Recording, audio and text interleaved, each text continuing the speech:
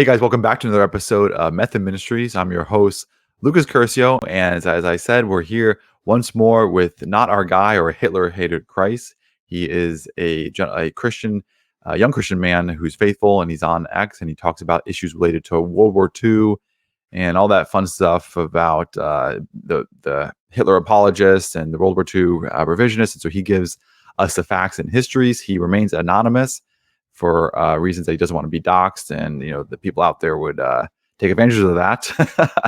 But we're here again. We're going to talk about Holocaust denial, and he's going to give us the proof that it did actually happen, and we don't have to doubt this. We don't have to think otherwise, and it's the evidence is so blatant that if you deny it, you actually look foolish. So thanks for being back, HC, and welcome to the show again.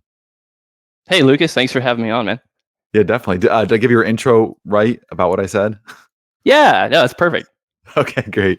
Yeah, all right. So let's talk about let's get right into it. We're going to talk about did the Holocaust happen? You're going to prove it. Now, I just want to say why we're talking about this, because there's been a lot of talk and the narrative, if you're keeping up with everything that people are saying. World War II, what we've been taught is a lie, and those who have said we should question everything have gone down this radical route where basically we now have to recast everything that we've been taught, so the heroes become villains. And so that includes denying the Holocaust, because the Nazi Germany, they were actually Christian. They were actually the defenders of Western Christendom, and the Allies were the evil progressive liberals who destroyed them and then lied and taught us something wrong and contrary. But if the Holocaust actually did happen, then that would mean that this is actually wrong, and the World War II revisionists are on the wrong side of history. Shocker, right? but AC, isn't that so true? If the Holocaust did happen, and I think this is like they're playing the only card they can get. Really, they have to deny this. They have to say that this was false, that this didn't happen, because if it did happen, that would mean that Nazi Germany was evil and the Allies were the good guys. If there's going to be a good guy, it definitely was the Allies, and if there's going to be bad guys, it definitely was the Axis powers. Right, because for all of these guys that have moved off of like sort of the Overton window when it comes to morality, it's still very difficult, if not impossible, to defend killing innocent people on the basis of their genetics, right? Especially like killing women and children who just happen to be associated with people who shared a political viewpoint or had like specific genes. And so one of the things that a lot of these types need to do in order to make their worldview attractive to well-adjusted people, right, is to reframe what Hitler wanted to do. And what he actually did do, not just to the Jews, but to millions of other people under Action T4, with euthanasia, people with disabilities, things like that, or even just like the native population of places like Poland. They need to reframe that, and make it at least at minimum not really like Hitler's intention, like that this was kind of an oopsie, right? That like maybe they all starved, or maybe they all died of typhus at massive rates, and things like that. So it's a necessity for them to be able to make their viewpoint attractive. And that's what Daryl Cooper did on Tucker Carlson podcast, where he tried to appeal to both sides. Hitler was bad, is what he said, but how he really defined that was very subtle, where Hitler just miscalculated or didn't really prepare so much for his POWs. And so these death camps, killing them on the spot was the humane thing to do. He didn't say that, but he quoted a Nazi German who suggested that killing them on the spot is humane rather than letting them starve to death. And so that was his definition of, yeah, Hitler's a bad guy, but you just got to understand the context. You just got to understand the nuance behind this world. It's so complex. And then they'll tell us that, the Christian nationalists who are pushing this agenda, this World War II, revisionism, is that it's not a Marvel movie. This isn't a Marvel movie, right? It's complex. And like somebody tweeted that it was Evangelical Dark Web. I don't know if you saw their tweet, but they were like, Star Wars is a boomer movie. It's not black and white. And what they're telling you is that it's nuanced. And it's like, bingo, where do we hear this from, right? Take me back to 2020. Take me back to Tim Keller, Matt Chandler. It's nuance. this is what justifies sin. You just got to understand the context. You just got to understand why they did this. And not really, yeah, they're bad, but it was just a miscalculation. That's what bad means. Churchill's a real psychopath. He's the one that really started this war, and it was his fault. And that the Holocaust was actually just propaganda. Right, exactly. It's, you could apply this same sort of mentality to even like the Old Testament. Where it's like, do you really think the Canaanites were sacrificing babies? Like, do you really think all these tribes that got wiped out, do you think they were actually really that bad? Are you naive, right? Have you been watching too many Marvel movies? It's like, no, like there are evil people that do evil things all throughout history. The Holocaust is unique in some ways, but in other ways it's not unique, but it's still very evil, right? And so that's they try to set up this framework, which is really just sort of antithetical to the Christian worldview, especially when it comes to things like total depravity. Here I'm going on my Reformed thing again, which is the idea that like humans really are capable of some. Oh, there you go, awesome. So humans really are capable of some pretty extreme evils, and to dismiss it out of hand as like, well, this can't be. There's no way that all these people would do something this evil. It's like, well, no, it can. It has, and it's been proven historically over and over again that people are absolutely capable of these things. Yeah, I said to Evangelical Dark Web, he didn't respond, but I was like, would you be happy then if Star Wars was recasted as a neo-Nazi? Like, and Anakin was National Socialist? Like, is that a better movie? Right. Where now this World War II revisionism has resulted in, just like woke people, they tear down our history because it's evil and bad. Now we got to get rid. Now our movies have to be recasted, or our movies have to have nuanced characters. Which, by the way, not to go too down a rabbit hole, if you look at Star Wars in our movies, it's, they say this World War II is not like a Marvel movie. Actually, if you look at the villains in many shows, TV shows, comic books, the villains are actually complex, and that's why you'll have people like, you go on YouTube and type down like, what was Anakin evil, or was the dark side bad, and they'll give you all the reasons why that the dark side wasn't really bad. And like, think of Palpatine, how he seduced Anakin. He told them, he pointed out flaws in the Jedi Order, like they did have real problems. And Anakin was he joined the dark side for his own reasons. And so even Star Wars is not reflecting this, like, this almost this very strong naive worldview where everything is like a child, where it's like black and white in that sense. But I will say, it is black and white though when it comes to eugenics. It is black and white when it comes to genocide. Like, this is evil. Right. The Holocaust is evil, and there's no nuance. I'm not going to allow nuance, and I'm not going to allow any kind of context to justify. And I don't need a new narrative so I can understand this and now be on the side of, oh, the post-war consensus is evil, and be a Christian nationalist. Right, exactly. Like, if I can't say as a Christian pretty explicitly, it's sinful to drag a pregnant woman out of her house at 3 a.m. and shoot her in the back of the head in a field, right? If I can't say that because that makes me too naive about morality, then so be it. And this is the thing too. I don't know if you heard this too, where I don't know where this idea has come from, but one of the major talking points when you talk to like the Joel Webb and Eric Kahn New Christendom group and the Stone Choir group is that if you mention this, I don't know, the Stone Choir will say this because Stone Choir is very genocidal and explicit in this, but the Christian Nationalist New Christendom group, they'll say you can't really talk about this, HC, because this is going to push men to this side. If you do, you're going to encourage more young men to go down this route, where it's like, where did this idea come from that we can't prove things like the Holocaust because we're going to push young men over the side of going down a neo-Nazi route? Like, who told you that speaking the truth is something that we can't do and it's something bad? Where did this talking point come from? Well, it seems really denigrating to young men to say, if you have moral courage to condemn things that are obviously evil, then they're not going to want to come to your church, right? I mean, I take some offense at that, and I think that other people, morally attuned, godly people, may recognize that that's a weird disparity too. Yes, I definitely.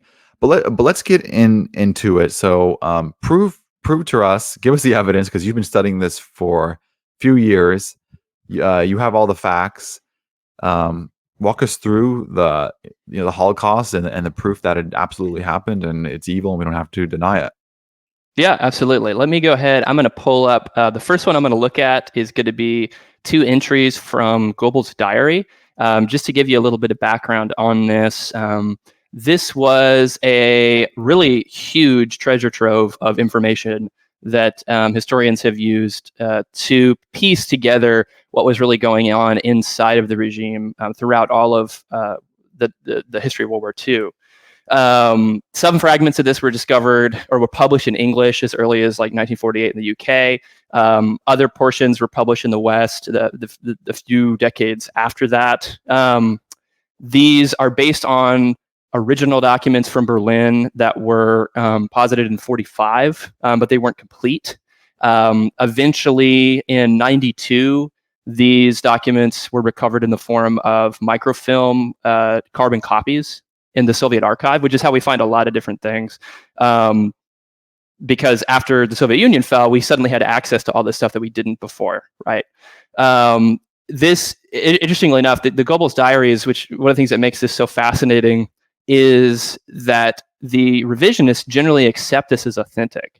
So, for instance, David Irving, if you're familiar with who that is, Yeah, I am. yeah, Now I big am. Holocaust denier previously. He's still alive and out there and doing stuff, but he had a lawsuit with Deborah Lipstadt back in the day, and some of these other people. And he sort of was the main figure at validating the Goebbels diaries as authentic. And Irving is a little bit weird because he has sort of like a kind of denialist view on the Holocaust at this point, but not like a full denial. His contention is just that like Hitler didn't know, but everybody else did, which is a little bit silly. Oh wow. But there's the most I would say clear passage on the Holocaust from the Goebbels diaries is February 14th in 1942. It talks about the Fuhrer once again expressed his determination to clean up the Jews in Europe pitilessly. There must be no squeamish sentimentalism about it. The Jews have deserved the catastrophe that has now overtaken them. Their destruction will go hand in hand with the destruction of our enemies. We must hasten this process with cold ruthlessness. That's February 14th, 1942. And then another one, March 27th, 1942. The procedure is a pretty barbaric one and not to be described here more definitely.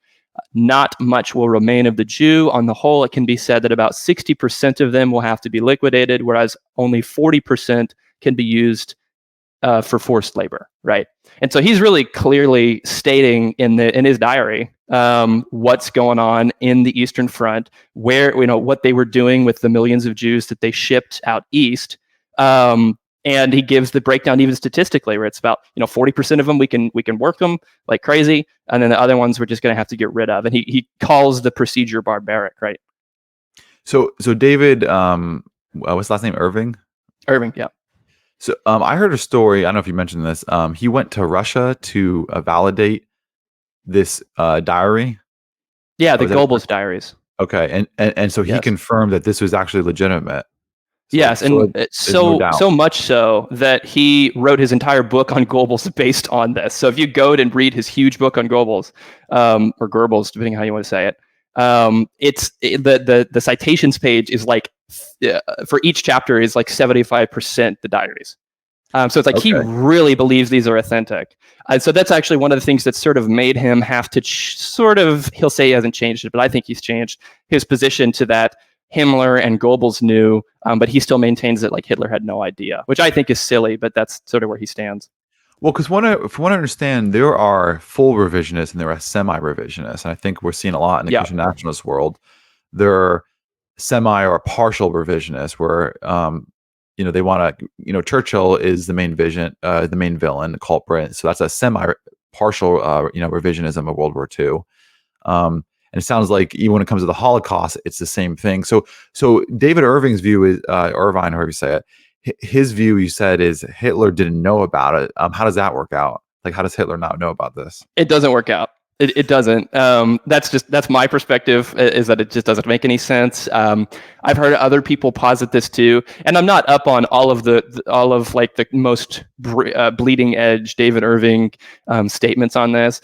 I think of him more as a grifter who is trying to just give the revisionist community some sort of hope that their perspectives are still academically valid, when in reality it's just not. There is sort of an interesting phenomenon though, where the the more serious revisionists, to use that term really loosely, serious, have moved away from the perspective that like there was no intent to kill just like tons and tons and tons of people, especially innocent people, and they've moved into the idea of that like, well, maybe the numbers were lower, or maybe not everybody in the leadership that we think knew about it, which from my perspective doesn't really affect my condemnation of Nazism, mainly just because of whatever number the scale you think it was going on and occurring, it was extremely heinous. And there's plenty of evidence to support the idea that it was systematic, very intentional, and we'll get into more of that here in just a little bit. Well, because he used the word, what was it, liquefying, or right? Is that the term? Liquidate, and that's actually something that, ironically, people have said, "Oh, that can't mean killed, right? Like maybe that just means they, that just means I don't hugging, know, right? Yeah, hugging, Oh, But the silly part of that, context, HC, there, there's nuance, right. It's complex. And what's funny is it's thinking about it is like Goebbels writing this, he calls the procedure barbaric. Knowing what we know about the Nazis and their perspective on these things, do you think if liquidate meant deport, that he would consider deporting these people to be a barbaric process? Especially when he talks about how, like in other places, that the people that were allowed to leave and were just deported were like very lucky, and that like we were very gracious with them, right? It doesn't make any sense for him to say that the 60% or whatever that were ultimately liquidated, that was barbaric to do that to them, if that means deportation. We've also got some other evidences surrounding that term that we can maybe get into, but it's a little bit detailed. So two things. So you have to have to see those quotes, know those quotes, and to deny it, you have to either do one or two things. You have to have a serious agenda to want to prove something about Nazi Germany, or your conscience is seriously shot. Like there's no way a Christian can look at this and to hold either one of those positions is something is seriously wrong. Like there's no way, like you point out too, like what's if they're going to say, oh, that didn't mean that, like what's barbaric? One, that's completely absurd. You look foolish. And then what's barbaric about this? Like you had I firmly believe like it's foolish to deny the Holocaust now. Like look at the facts. And I didn't know how easy it was to to prove it too. Like just go to his diary for crying out loud. Like that's it. Like his case is closed. Like that's it. Like this is one of Hitler's right hand man, close compatriots saying this, and that's it. Yeah, no, I definitely was shocked when I started getting into this too, at how easily a lot of this stuff can be shown to be frivolous. A lot of the ways that it's dismissed. The intentionality behind it is another big one. I mean, the cremation capacity that Auschwitz was capable of. We have documents that say specifically that they needed to increase their cremation capacity even far and above 2,650 a day, which comes out to about 80,000 people a month. You're talking huge amounts of people that are moving through this camp and are needing to be cremated. And there just isn't an explanation for why that would be possible outside of just intentionally killing them. Nobody was dying of typhus at these kind of rates throughout Germany, right? The starvation that was going on, why would they be going through a special process of mass cremation like this if they were just dying of typhus? Right, or that they're dying of hunger, like the general population in the Eastern Front was. Right, they were specifically killing these people, putting them in camps to die. What percentages of them were gassed versus what percentages of them died because they were starved to death? Who knows? But it wasn't an accident that this was going on by any stretch of the imagination. Because I heard there were two types of camps. There were extermination camps and then work camps, right? Yes. Yep, okay. And that's the difference also between like Auschwitz-Birkenau and then Auschwitz main camp. A lot of the difficulty that's come, especially in like with David Cole and some of these other people who've made these documentaries, is they've gone to like the Auschwitz main camp and seen reconstructions of these gas chambers, and they've claimed like, oh, these couldn't possibly be used to gas people. And the fact is, it's the reconstructions. And at the time period that they went to these places, they were not explaining correctly to people that these were reconstructed gas chambers. And that led a lot of people down this path of, really just beginning to question any of the claims made about the Holocaust at a level that was just unwarranted, based upon just sort of like a lack of well-trained museum guides and stuff like that. Yeah, because I heard that the Soviets took some of them down, right? And then they were the ones that reconstructed it. Well, I mean, the biggest one being like Auschwitz-Birkenau was like leveled. I mean, like they destroyed these places because they knew what was going on. And Who there's different destroyed it? camps Was that it the there's Soviets or was it the Germans destroyed it? no, the Germans themselves. The Germans did it to their own camps. Yeah. Was that because Um, they wanted to hide it? Was that what? Was that yeah. why? Yeah, absolutely. And it's the same reason why they in their messages back and forth, they refer to these things as like the special action and like the special treatment of Jews. There's another document that talks about how there are, if I can see if I can grab it here real quick, and I'll send it to you to put up. We can throw it up there in post. Okay. But it talks about like 429 women and children that were quote unquote specially treated by the SS, right? And so the question then becomes like, what were they doing that was a special treatment? And then other documents talk about how we need increased cremation capacity for the special treatment and the special action, right? So it's like, obviously these people are dying and they're dying intentionally with reports with sort of like scoreboards, right? There just isn't really another explanation for what was going on other than the fact that they were killing them in mass. I wonder if they felt because Goebbels said it was barbaric, and then they tried to hide it by getting rid of the evidence. I wonder, I wonder how that works in their worldview because they justified this and that the Jews were less than human. The Jews were evil and responsible for everything.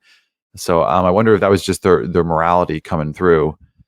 Yeah, you God's don't get law rid hard. of you don't get rid of like 1,500 years of Christian moral influence overnight, right? These people, in fact, there's a speech by Himmler that I've got posted up on my Substack. It's a really interesting one because we have audio of it, where he's having to explain to these I don't remember if it's SS or if it's just Wehrmacht leaders the reasoning for why they had to kill women and children.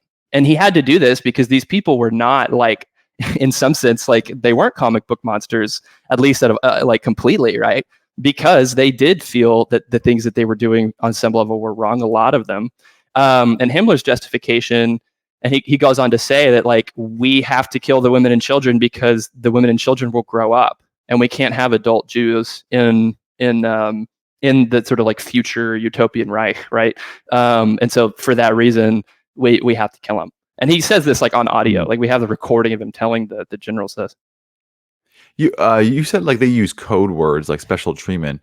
So was I'd imagine like another code word was the final solution, right? And I think that was Goebbels who mentioned that. Yeah, I don't remember Goebbels how often Goebbels uses that term. I'm sure, given there's like thousands of pages of the diaries that he references it. But yes, I mean that's one example. There's also a difference between what they were talking about publicly. Like they'll say like we're going to annihilate the Jews publicly, right? And then the people say, "Whoa, what do you mean annihilate?" Right? But there's also cryptic communication like the special treatment and the special action that the SS referred to that was used just so that these documents wouldn't immediately stick out. It's still pretty clear once they lose and we have so many eyewitness accounts, and then all these things come to light, what was going on. But they weren't going to just like put it directly in writing. And this is how any of these like intelligence agencies and groups within governments would operate today too. It's not really surprising. Wow. Did you send me that thing that you want me to pull up? Oh, I will. Like I said, I think I'll send you all this stuff after, and then. Oh, gotcha. Okay. Yeah. Okay. So. Oh wait, no, you did want to throw those up. Hold on. Well, sorry, that's okay. I could do it another time because it might be a little bit difficult just for the audience. So Goebbels said that. So what's the next piece of info that you want to share with us? So I already mentioned the 80,000 per month Auschwitz capacity. So that's a really big one. Especially. I was going to say, so before, okay, so they were talking about getting that capacity up to 80,000. What was it? Did they talk about numbers before that, like what they were able to push?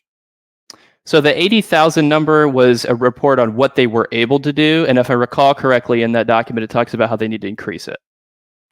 How big were their? I mean, that's so mind-boggling. How big was this camp then? I mean, huge. Like the Auschwitz, the complex, there were multiple camps in this complex. You have the main camp, Birkenau, and then several other ones. And one thing that people don't generally understand either is that the cremation process, these ovens were not used on a singular basis. So we have all these documents that refer to how many ovens were in the camp. And I don't know if you see like the Cookie Monster meme, where it's like you couldn't possibly bake enough cookies, and it's really just like a joke about you couldn't cremate enough bodies or gas enough people.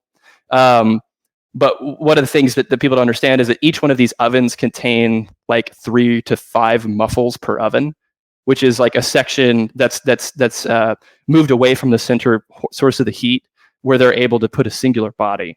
And so when you do take those numbers and you look at like how many of them were dry muffle ovens versus 5 or whatever, you begin to get to the point where you can see that level of cremation capacity. The other thing too is that because these camps were destroyed, we can't really go through and like see exactly the process, and we wouldn't really expect to. I mean, the Soviets did the same thing where they demolished their gulags, so we don't have an understanding of how all the people specifically in these gulags died. But there isn't really a question that they killed millions of people in these camps. Wow. It's expecting to have down to the number of people that could be cremated every given hour numbers is not something that we generally expect when we're doing historical research, especially if you're talking about like a regime that got toppled and was frantically trying to cover everything up. When did they try to cover it up? With it was by 1945 is when they realized that we got to try to hide the evidence. I believe so. I think it varied depending upon which camp you're talking about. My understanding of the progress of that period isn't as clear as a lot of people, so I'd have to reference you to somebody else. But these camps definitely were scrambling to get rid of whatever could implicate them, and there's other evidences that show that too. Prior to this, what did the Allies know about this? Like was it just top secret info and kept hidden from the public for a while? Like, what was the public knowledge and the governmental knowledge of the Allies about this? There seems to be, from what I understand, pretty good evidence that the officials, like the Allies, knew what was going on at a higher level, but the scale of it wasn't known. So there wasn't like a real good idea of like the fact it was like millions of people. They knew that the Jews were being oppressed. That was clear just from Hitler's rhetoric and just what people who got out were saying. But it wasn't a central point for why the U.S. entered the war necessarily. That's something that a lot of people don't totally understand either. Excuse me. And so it does make sense though, because even when it comes to Soviet crimes, a lot of that didn't come into light until significantly after anyway. Because of the way that Germany fell, we learned a lot of that information actually a lot sooner than we hear and learn about a whole lot of other genocides. I know afterwards, didn't the Allies force the German civilians to come in and see this? I've heard that being referenced. I haven't actually looked into that enough to tell you how true that is. One thing that's really difficult about this sphere is there are a lot of claims that are made about things that historical figures may or may not have said or done, and unless you go to the period, the contemporary documents, it's really difficult to ascertain what was true or not. Wow. What's the next piece of evidence? Yeah, so let me double check here. I'm just thinking about this. I mean, this info alone is enough to like leave you disturbed a little bit. It's crazy to me how people are just denying this. What is it? Dr. Richard Wyckoff said a good thing to me the other day because we did a response to Daryl Cooper on Tucker Carlson's podcast, and he says if he's not denying the Holocaust, he's definitely ignoring it. And I see a lot of people, they may not be denying this, but you bet your bottom Right. dollar they're ignoring it. They're acting like it doesn't exist.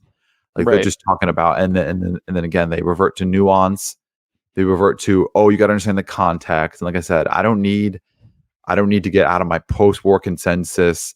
I don't need to read Patrick Buchanan's book, Churchill's Unnecessary War, to realize this is just outright wicked and evil. And the thing is too, to reference, like talk about, like you and I have seen people on Twitter who are pushing and justifying genocide, and they're saying how genocide can be a necessary tool of the Christian prince. These are Christian nationalists talking like this. Is just totally, totally. This is just bottom level wickedness going on in this thought. And I just can't. I can't believe that people are just justifying this. Yeah, and there's even clearer stuff than even things that are restricted to only what was going on with the Jews. As horrible as that was, I mean, we have accounts. I think I even have this in my pin thread that I put on Twitter. But Hitler was talking pretty early, like as early as like 1929, about his love of the idea of like the natural selection process, and then purifying the race by killing what he calls like weaklings, runts, sick individuals. I think things like that. And so it really, when you understand his perspective on this, it makes a lot of sense that over time that would expand out. And it did beyond even just Jews. Like they were killing hundreds of thousands of people through Action T4 that were disabled. And it was considered to be, at least publicly, it was presented as like almost like a merciful thing, that they were like ridding society of these people that were ultimately just like living horrible lives. But that should give anybody who's a Christian pretty serious pause. Like we should be bothered by that at some level for sure. What is Action T4? Oh, sorry, I was unmuted Okay. for a second. That was Hitler's euthanasia program. It was called a euthanasia program, but it wasn't voluntary, right? So they were killing people with mental and physical disabilities, trying to like sort of cleanse the Aryan race of things that were considered like genetically defective. And there's tons of evidence of this. This is one of the things that, funnily enough, really isn't disputed. It doesn't really get caught up in a lot of the Holocaust discussion, is because they publicly were presenting that this was going on to the public. They were just calling it like a humane thing, right? They were guising it as like sort of like a positive thing for the German people, that they were killing people that were a drag on the culture. And it's hard for us to conceptualize that, but eugenics was not as dirty a word as it is today, because all this hadn't happened yet. What when was Action T4 initiated by them? Like how early on? I think 39. Okay. So yeah. And so like that means like say like you had cancer, right? You were euthanized against your will.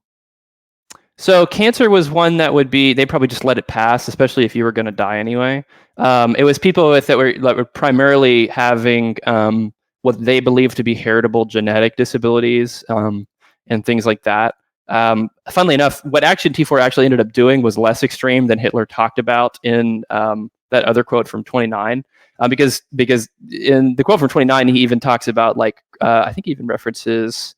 It might even reference like crippled people, but like people that are just like sick and that like they could recover. But it's like the idea in Hitler's mind, through his moral lens, was that if they got that sick, then they were obviously weak, and any reproduction that they would participate in would be weakening the German race, right? And they didn't get to that extreme a level. But for sure that given the trajectory of the ideology and Hitler being at the head of it, that would have been on the horizon as things progressed and got more and more extreme.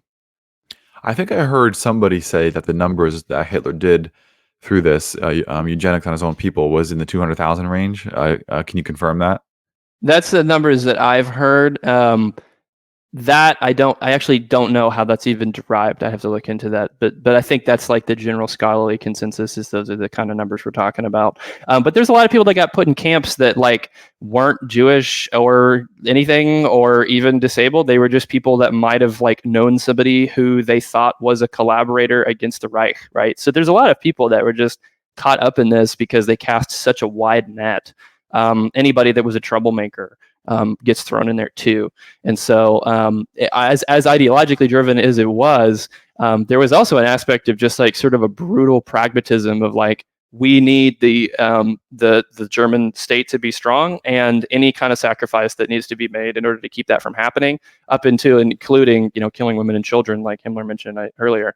That was like a worthy sacrifice as long as the state can remain strong.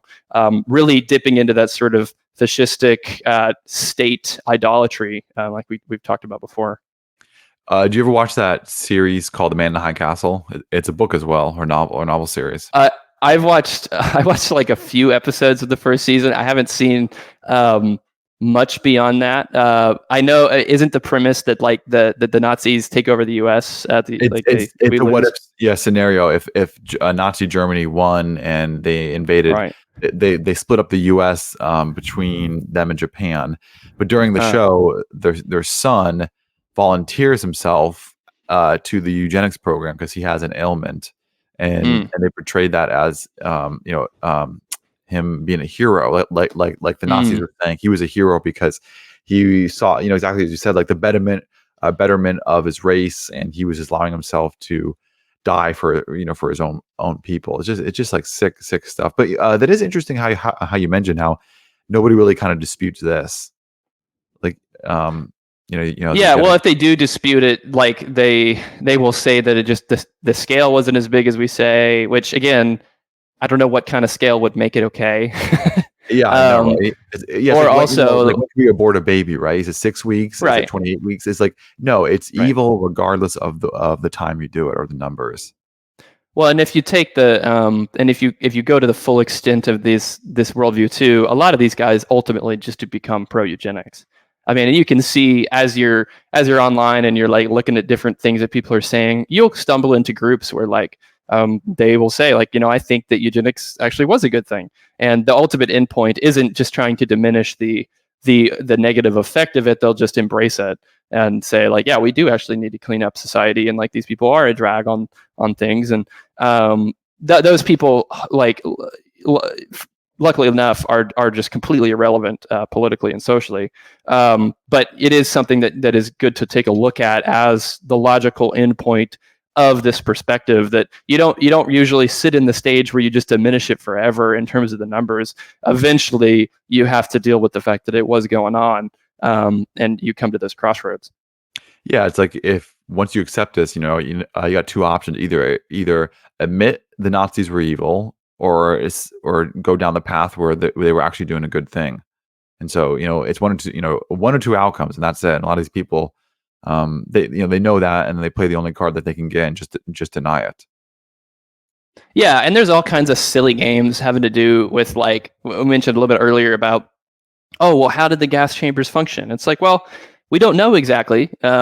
We do know that we have all these different documents where they were purchasing, gas tight doors and windows for these crematoriums.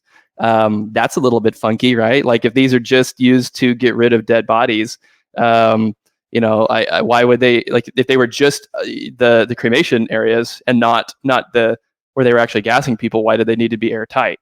There's a lot of stuff like that where you can't ever present enough evidence to some of these guys that's going to convince them, because they've made up their mind. And as soon as you reach whatever level of evidence they're looking for, they'll just make that bar higher. I make a joke about how like a lot of these guys won't believe the Holocaust unless I can present to them a 4K color video of Hitler saying into the camera all the details of how people were gassed and then cremated at these camps en masse. And like that's true. Like at some point, when you start questioning every single thing at a level of skepticism that you'd never apply to any other subject, you'll get there, eventually. Well, even think about abortion, right? These, what do? They don't say we're killing babies. They say we're killing fetuses, right? Clump of cells, the unborn, right. or whatever. Like they're not using explicit language, yet we know exactly what's going on. We know it's evil. And so to hold them to that standard where it's like you have to say this verbatim, people give, people like, I don't understand this. People give evil people too much credit. Like, right. evil does not present itself most of the time as evil. Like, nobody comes out and says, "I'm evil and wicked, hate God." Nobody says that.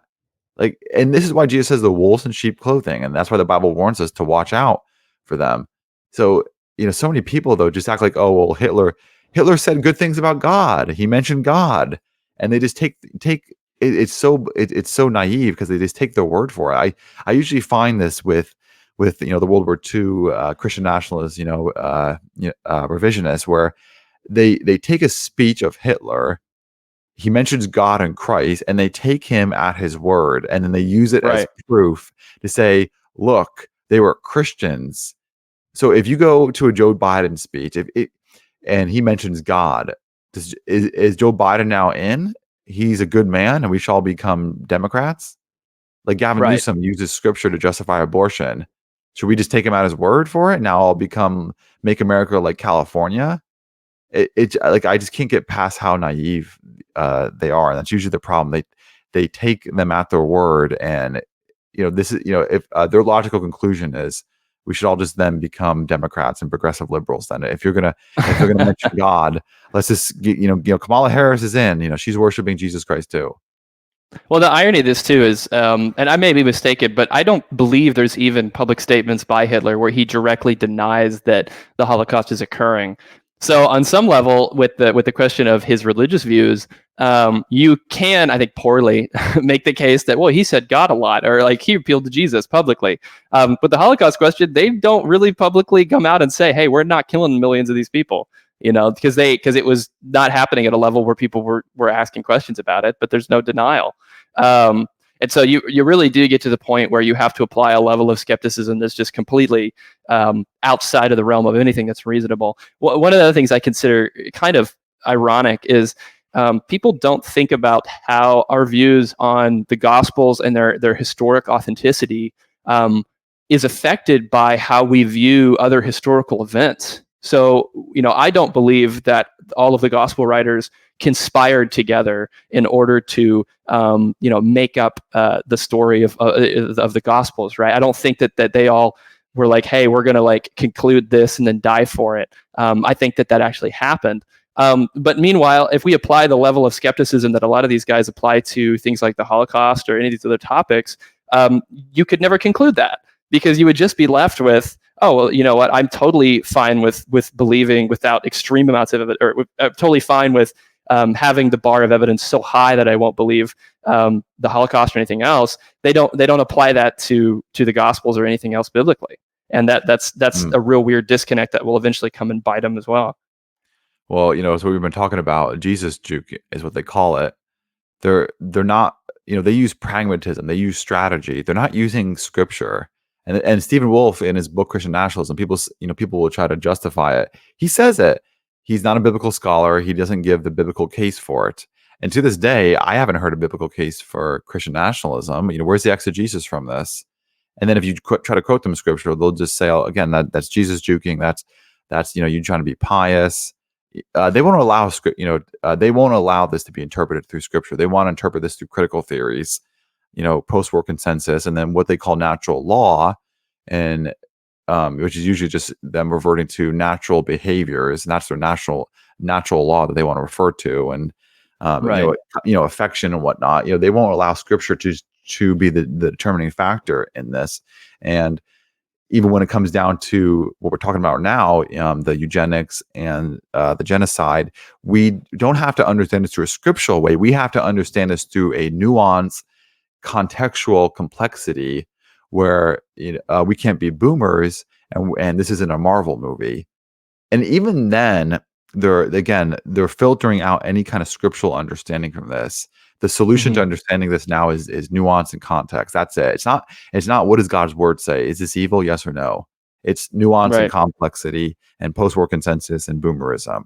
It's like I don't understand this insanity going on. I really don't. Yeah, I think a lot of it is people feel very misled by institutions, both the church as an institution, their governments as an institution, anything having to do with academic research, either history or even some science in some ways, with just a level of extreme skepticism. Some of that's more recently COVID, but before that there was a lot of that going on. And I think that there's definitely a healthy level of skepticism, but a lot of people sort of like become too big for their britches on that, and they start to demand things evidence-wise that they're not even able to assess clearly, right? And then that's how you get these weird situations where it's like, I need to see this very specific document from Hitler affirming this very specific action at this very specific camp, and it's like, well, that nobody doing any serious historical research would expect to find something that specific, right?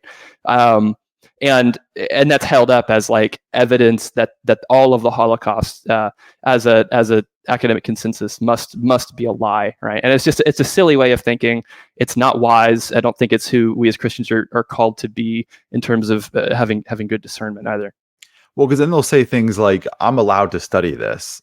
Right. I'm allowed to be objective. You can't tell me that I can't question it in this. And that's the problem. People are just telling us we can't question this. Nobody is saying you can't study this. And I think it's absurd because these guys are acting like we're finally brave enough to look at World War II objectively. We're the brave ones. We're the truth tellers. We're going to tell you like it is. Right. We can't rely on the experts anymore. We got to get moved past this boomerism. We're the podcasters who are going to give you the truth of World War II finally. And as I pointed out, like, you have guys like Dr. Richard Wyckoff, who's a Christian, by the way, godly man. He literally has been studying this before I was born. Mm-hmm. And thousands of people have studied World War II. But the hubris to think that nobody has done this up until me, and I'm a great Christian nationalist now, and I finally can tell you that, lo and behold, Churchill was a culprit, not Hitler. He was a good guy. Is just a level of pride to think that you're the first one to study this. Because I even remember too, this is kind of a side note, but I wasn't being aware of the evils of Nazi Germany didn't also make me blind to the other evils of World War II. Like, I knew that the Soviet Union exactly. Like, I was always taught that the Soviets were evil and wicked. I knew that. I knew that there was communism was wrong and bad. So it's not just like I was this only, Hitler was the only evil person in the world. Everybody else was just spotless and good. Like nobody taught me this. I posted something about that like the other day, that a lot of the people appealing to the post-war consensus completely forgot that the Cold War happened. Because exactly. There's so many people that like that grew up like recognizing and like eating, breathing, and thinking how evil the communism was. And so to think that like, the only animating principle behind the West for the last 80 years was a disgust with Nazism, that's just not true. Like, it's just not the case by any stretch of the imagination. Well, like Candace Owens, like she mentioned how there was American concentration camps for Germans. I think she meant Germans, but definitely Japanese. I was aware of that. I was taught that. I was taught that was wrong. Oh yeah.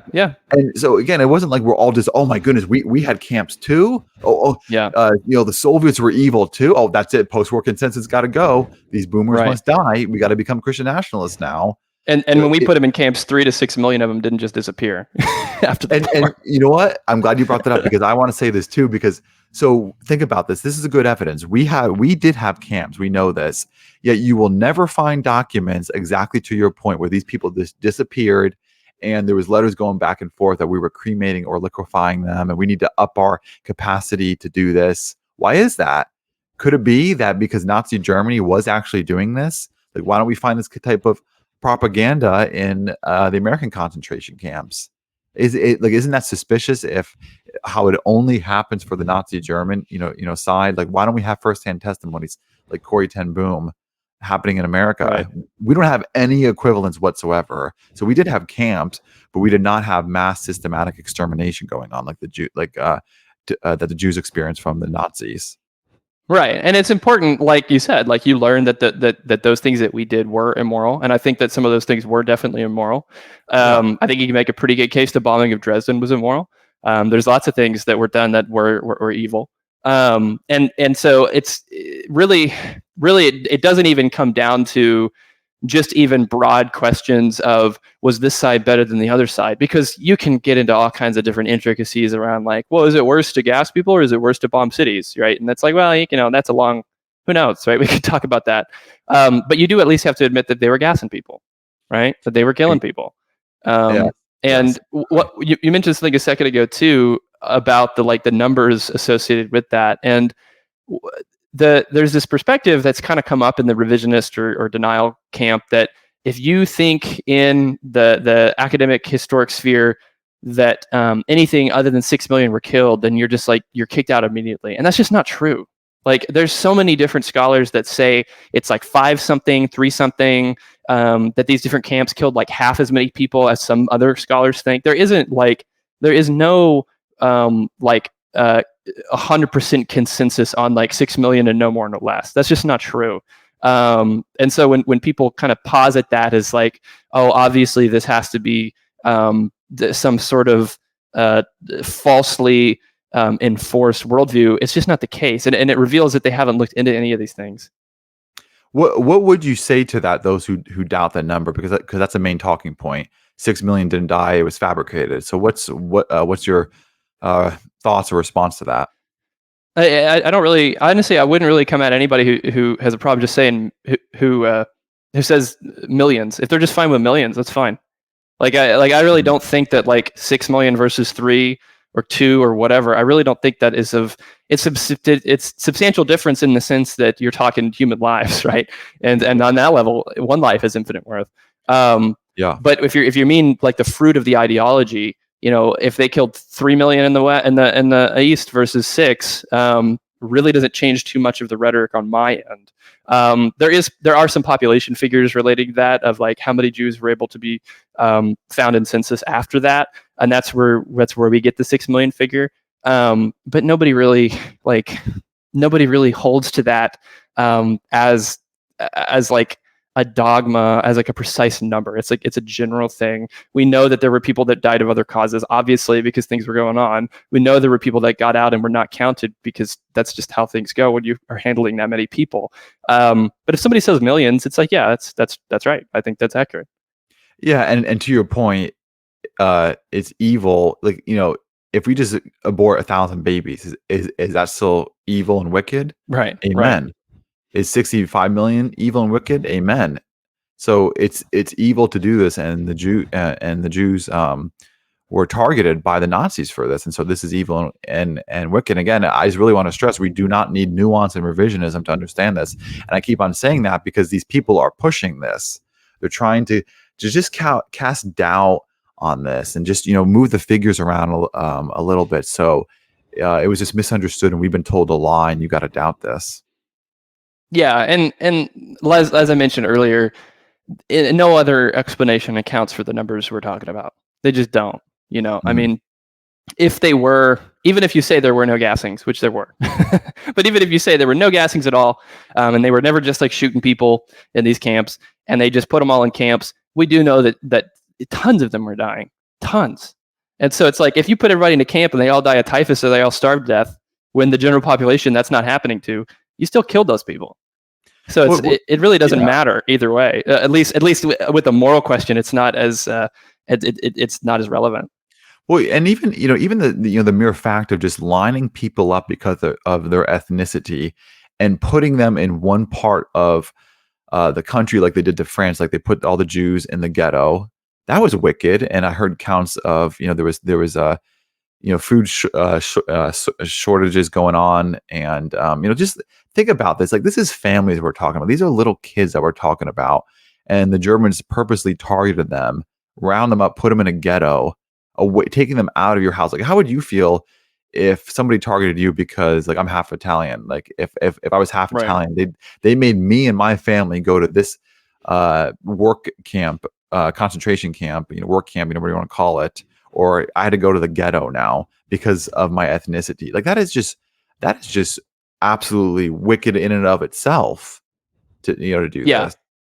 Yeah, and I would say like there are obviously different levels of that in terms of mistreatment, because I would say that like something like slavery in America was different from Jim Crow in the level of evil, right? And in the same way, like putting people in ghettos with horrible conditions would be different than just straight up killing them. But once you put them in the camps, once you do just incarcerate them, what happens to them at that point is actually your responsibility. And so you don't get to just sort of play this game. And that was one of the things I have not been able to listen, unfortunately, to Wiechert talk about Martyr Maid's takes yet. So that's going to be something I listen to probably tomorrow, because you had that conversation. But it seemed like, from what I listened to, Martyr Maid wanted to imply that the Holocaust was really just sort of like an oopsie. Like, this is like, oh, we were moving east, and then we ended up with all these Jews. What did you expect us to do? So we put them in camps, and then like, oh, they started dying. It's just not, that doesn't comport at all with the systematic nature of it. That from what I can tell. Well, and that's why I said, like, this isn't an agenda going on. So they're being very nuanced and subtle. Like, they just want to, again, they can just move some figures around over here, and then create nuance over here. Then they can start to tear down the narrative. So you can't just automatically, if you try too hard, people are going to reject it. But if you slowly cast some doubt, like, has God really said? Was Hitler really all that bad? Oh, it was Churchill. Let's just move this figure around. Let's just put some doubt over here. This is just what people do. They're subtle. They know it's not advantageous for them to be upfront, so they give doubt and they recast the narrative, and then they create a boogeyman. That, again, this is the post-war consensus, or there's a World War II mythology, and everybody's just apparently believing this, and we just need to be woke to this reality. Well, and there's also other lessons in this that are things we should learn from, even not just like what we should learn from not being Nazi Germany, but also like, who do we ally with, right? Because the Bolsheviks did some really horrible stuff to the German people. And so you can see how like sin begets sin. And when you have scenarios where like the Soviets are killing and raping the German civilian population after World War II, or even some of the stuff that happened in the Nuremberg trials to some of the people that were incarcerated, when you sin as a reaction to sin, you are enabling worldviews and sinful ideologies in the future to be empowered, because they will point back to that and say, hey, see, look, the people who hated us were also evil. And so that's why it's important for believers to be beyond reproach. And even when we do find ourselves in scenarios where we're facing extreme evils, we can't allow ourselves to be comfortable with returning evil with evil, right? And I just want to say this on this note too, especially before I forget, is that one response that I'm hearing back is that, well, the Jews were causing all these problems in Nazi Germany, and the Jews today are the ones causing all these problems because they're in power. And what I want to say is, let's just say, first of all, let's just grant that this absurd possibility that every person in power today is Jewish. Why does that mean we should go round up Jewish families like Nazi Germany did, and then exterminate them and do a Holocaust? Like, that's like saying because there are white people in power, and there are, who do wicked things like abortion and LGBT, therefore we should just round up white people and put them in camps and exterminate them, or just put them in camps, period, right? Yeah, mass collective punishment is immoral. Like, it's a sin, and that a lot of times some of these guys will get into, depending on how Christian they still are at this point in these conversations, or claim to be, they'll get into using even things like the genocides in the Old Testament as examples, which I will dispute calling some of those a genocide, but that's neither here nor there. As saying like, oh, well, see, wiping out entire people groups that are evil is righteous. And they forget the fact that God commanded specific instances of things like that, and there's no way of reading those sort of Old Testament passages as like imperatives for Christians for all of time to just go out and like kill women and children who happen to be associated genetically to people that were doing other things that we thought were wrong, right? That's just not, that there's no reading of those passages that leads us to that conclusion. Yeah, exactly. Is there any other piece of evidence you want to share with us, or anything else that you want to bring up to this conversation? I think those are like the big ones, and some of the hardest ones to refute. And I'll send you links, and we'll coordinate how we want to disseminate some of this stuff afterwards. Sorry about the mix up on like getting those on screen.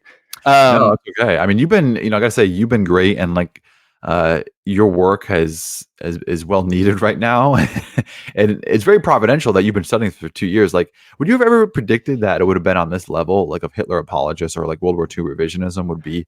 Like, if you go back to 4 years, right. I never would have saw this coming. I never would have thought that people in the Christian right in the Christian nationalist world are going down this route that they're going down. I'm not saying they're denying Holocaust, but I'm saying they're Right, giving right, credence to this. I'm not, just to be clear, I'm not saying they're denying the Holocaust, but right. there are people who are, and the Christian nationalist revisionism is a semi-revisionism, and it's, you bet your bottom dollar it is giving credence to this. And the people who are full-on revisionists or who do deny the Holocaust, they feel that they have found a home within the Christian nationalist world, and these people are genocidal demons themselves, like the Stone Choir, Corey Mallor bros, and this is something that, this is why I want to have this conversation, because if a group out there like New Christendom, the Joel Webbins, the Eric Kahns, I am going to name them, if people like the, again, genocidal demons are feeling as if they found a home in your camp, you bet Right. your bottom dollar that's on you.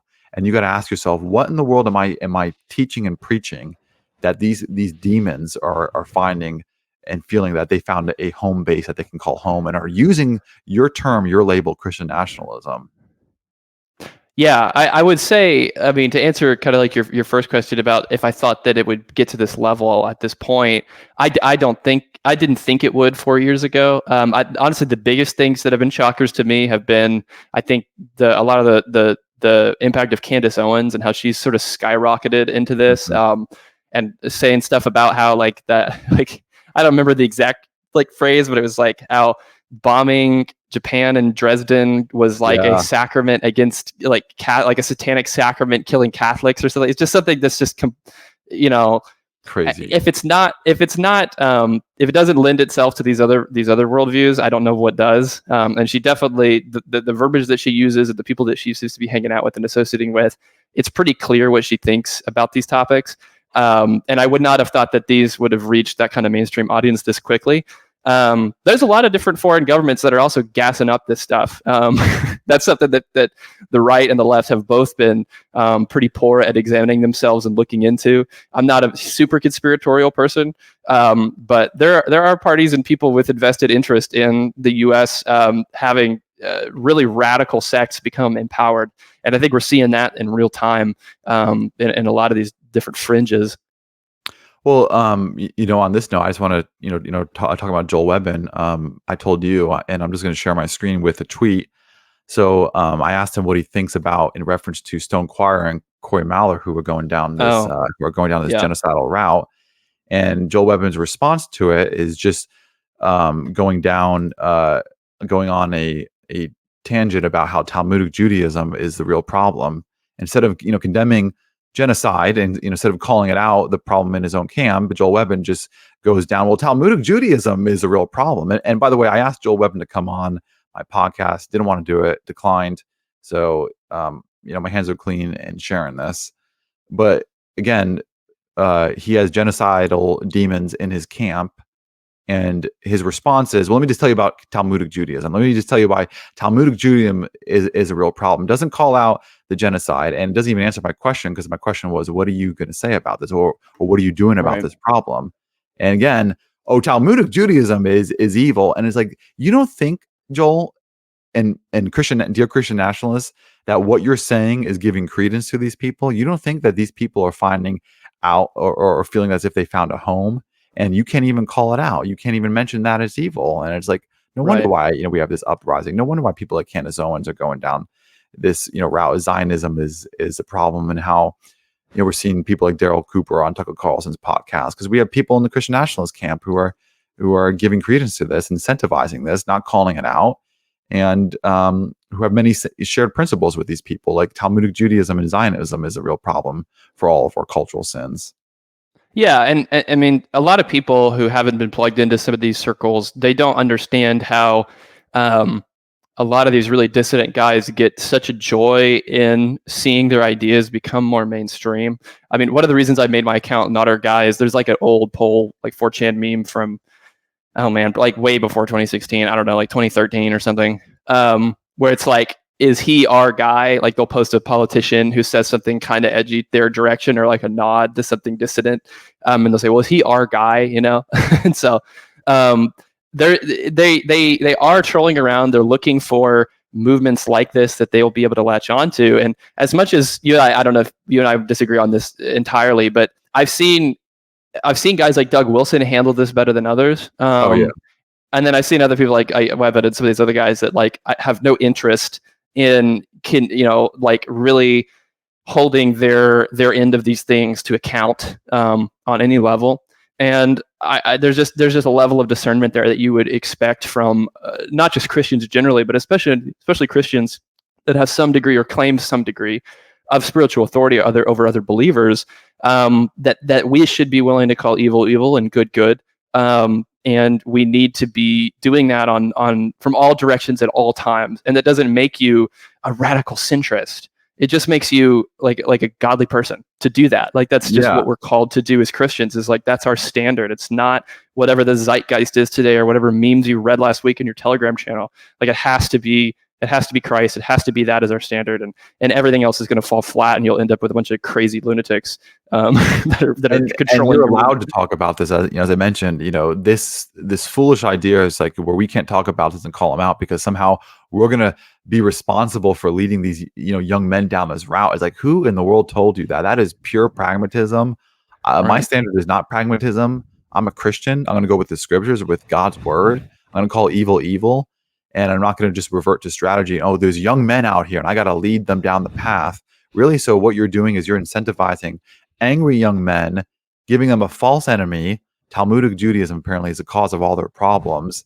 And Hitler was Christian, and we should all just accept fascism. Because again, this is just what you're doing. And guys like us who say this is wrong and evil, they'll say, you can't say this. You got to be quiet. You can't talk about this. And this is what the woke people did. You can't talk about this. You got to sit there and shut up and just be silent if you're white. You can't mention this. It's foolish, and it's clearly not Christian. Right. We can't. Our morality can't be based in the utility of the Volk or whatever. Right. It has to be based in Christ. It has to be. Yeah. No pun intended. Right. It has to be based in Christ. Based in Christ. Exactly. There's a clip from R.C. Sproul where he's talking and he's like, the very fundamentals of Christianity is based, and then he goes on to say something else, but everybody always cuts it. So he's like, the very fundamentals of Christianity are based.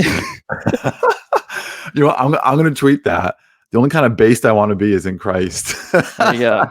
Because sadly, base used to be a good term, but now these jabronis are using base to mean anti-Semitism, Nazi nationalism. And I'm not giving up the Zoomer slang. I say based all the time. I will continue to do that because in the same way, I'm not going to cede like the paradigm to the left on any of these terms. Like I'm not going to do the same on the right. Like based is a great word. Jesus is based. Hitler is cucked. Okay, whatever. Yeah, well, I feel the same way about anti-Semitism. People are like, people use that every time you disagree with them, or like neo-Nazi is like Hitler drank water. Like, okay, that's true, but it's like heresy is overused, but there's still actual heresy out there. So if you are actually a Nazi, a fascist, if you are actually an anti-Semitist, then I'm just going to call a spade a spade. I'm going to be men. I'm not going to be nuanced. And if anybody's going to revert to nuance, then I'm going to call you out and tell me just to be a man and look me in the eyes and say what you mean and tell me what you believe and where you stand, and that's it. And let's be men. Yeah, and part of me hopes that as all this is going on, that the left getting exposed to people that are actually a lot closer to being real Nazis begins to shape some of their rhetoric around calling everybody a Nazi, or at least that will make it clearer to the general population that the left has been totally off base and who they thought or considered a Nazi for the last 60 years or whatever. My hopes aren't high though, because the left learning from their mistakes isn't something that I think they do very often. Yeah, definitely. Well, it's been a fantastic 3 episodes that we did with you. I sincerely thank you for your work. Keep being faithful. We need young men like you because you're a young man and you're not falling for this foolishness that's going on. So, keep doing what you're doing. Yeah, and follow Method Ministry on Twitter, on X. Follow him. Click like. Click subscribe. Hit the notification bell, everybody. Yeah, if you want some post-war boomer theology, World War II mythology, Marvel movie themes. Yeah. Next week we're talking about skin lamps and shrunken heads or something. That's what. Yeah, exactly. Yeah, and all that other fun stuff that or Big Eva. Because I've been called a Big Eva shill and loving loving Israel more than the church. Mm. All these type of fun names that have been going on. But yeah, guys, thank you for watching. Subscribe, follow Not Our Guy or Hitler Hated Christ on X, and share this video. It's super important. Hit the like button as well. Comment your thoughts. Until next time, we'll see you around. Take care, and God bless. We're signing off. Bye bye.